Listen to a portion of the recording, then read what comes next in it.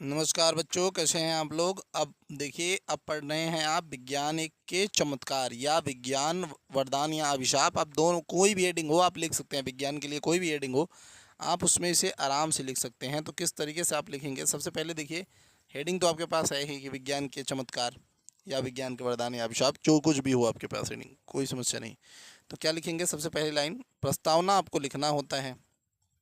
प्रस्तावना आपका यहाँ पे है। आज हम संसार में चारों तरफ विज्ञान के कई आविष्कारों के कारण अपने जीवन को आसान बना रहे हैं।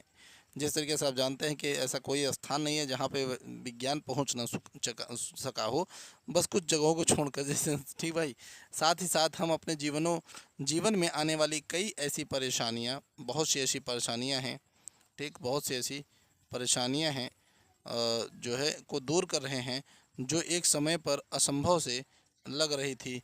आज विज्ञान के कारण हम कई प्रकार की बीमारियों तथा प्राकृतिक आपदाओं से बचने में समर्थ हो सके हैं। आज एक कोने से दूसरे कोने में बात करने के लिए केवल कुछ क्षण का समय लगता है, अन्यथा पहले तो भाई कितने कितने दिन हो जाते थे, तार जाता था, टेलीग्राम जाता था, तब जाके कुछ काम होता था। अगली हेडिंग हमारे लिए पड़ेगी बेटा व्यापकता।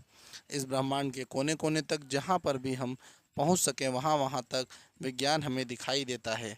हम अंतरिक्ष में उपग्रहों को भेजने में समर्थ हो सके, यह विज्ञान की बहुत बड़ी उपलब्धि है। आज हम टेलीफोन द्वारा, रेडियो द्वारा, टेलीविज़न द्वारा संचार माध्यमों को देख रहे हैं। एक समय था जब लोग एक दूसरे के पास चिट्ठी भेजते थे तो महीनों लग जाते थे, और आज इंटरनेट के द्वारा यह काम पल भर में हो जाता है। चाहे वो आप व्हाट्सएप के ज़रिए कर लीजिए, टेलीग्राम के ज़रिए कर लीजिए, या एसएमएस के ज़रिए कर लीजिए। केवल कुछ ही क्षणों में आपके मोबाइल से दूसरे के मोबाइल पे वो सूचना ट्रांसफ़र हो जाती है। कितना आसान है। और लेकिन पहले ऐसा नहीं था, पहले बहुत समय लग जाता था किसी एक सूचना को एक जगह से दूसरी जगह पर पहुंचने में। अब देखिए आगे, वास्तव में विज्ञान के कारण मनुष्य का जीवन अत्यंत सुखी हो गया तथा सरल भी।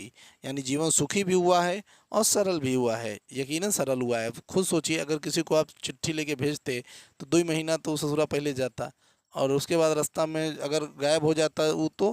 पर अब तो है भैया, नंबर डायल किए, तुरंत बात किए, कि जिससे बात करनी है सूचना मिल गया उसे। पहले ऐसा नहीं होता था, पहले बहुत ज़्यादा समस्याएं थी। आगे देखते हैं आविष्कार तथा लाभ।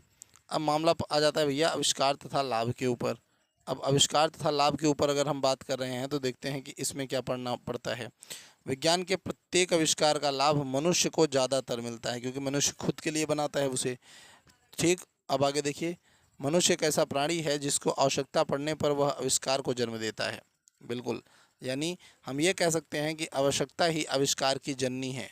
मनुष्य को जिस जिस प्रकार से जिस जिस चीज़ की आवश्यकता हुई है उसने आविष्कार किए हैं। सीधी बात, हाँ भाई, जो जिस चीज़ की ज़रूरत पड़ी इंसान को उसने उसका आविष्कार किया है। जैसे TV, radio, telephone, washing machine, fridge, cooler आदि।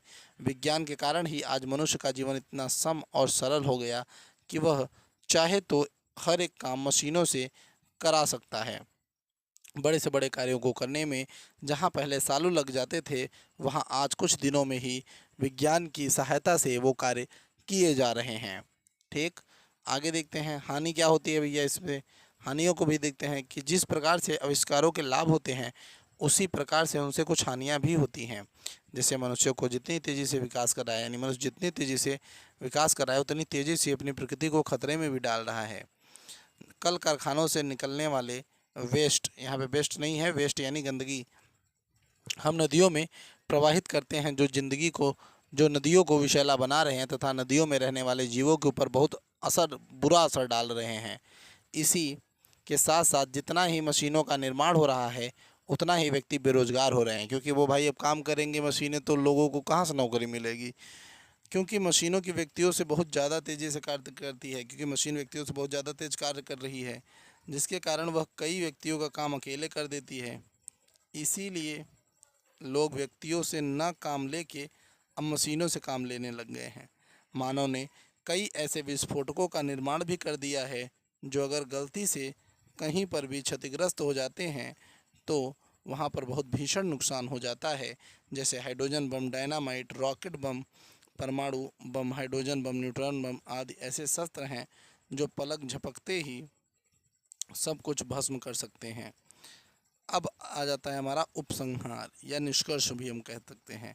तो मनुष्यों के ऐसे आविष्कारों से कभी कभी तो लगता है कि यह मनुष्यों के लिए अभिशाप ज़्यादा है बल्कि वरदान कम। जरूर जरूर यह सत्य है कि आविष्कारों ने मानव के जीवन को सुविधा दी है, परंतु जिस तेजी से यह सुविधा प्रदान कर रही है उसी तेजी से यह और असुविधा का भी कारण बन रही है। कहीं न कहीं एक समय सभी इंसानों का कार्य मशीनें करने लगेंगी, तब इंसानों का जीना दुर्लभ हो जाएगा। तो इस तरीके से आप अपने बोर्ड एग्ज़ाम में लिख के आइए और मैं कहता हूँ बच्चा आपका बोर्ड एग्ज़ाम बहुत अच्छा जाएगा, ठीक, और बढ़िया नंबर आएगा आपका। परेशान मत होइए। वैसे भी यूपी बोर्ड वाले कहाँ जल्दी किसी से हार हार हो रहे हैं भैया।